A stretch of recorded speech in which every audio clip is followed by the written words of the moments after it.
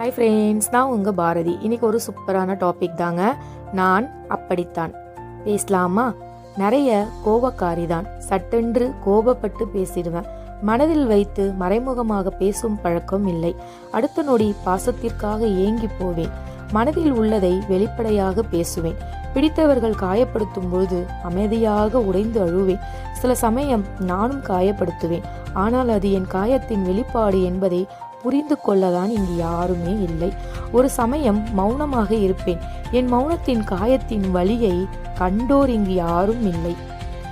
எனவே நான் எதுவும் சொல்லாமல் அமைதியாக எல்லா சூழ்நிலையும் சமாளிப்பதே நல்லது என்று முடிவுக்கு வந்துவிட்டேன்.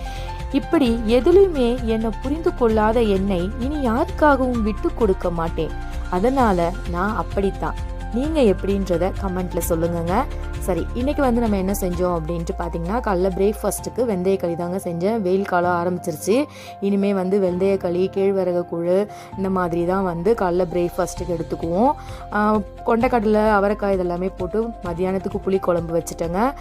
கோஸும் முளைக்கட்டின பச்சை பயிர் இருந்தது, அதை வச்சு தேங்காய்லாம் போட்டு ஒரு பொரியல் பண்ணியிருந்தேன். அவரைக்காய் பொரியலும் பண்ணியிருந்தேங்க. பாய்.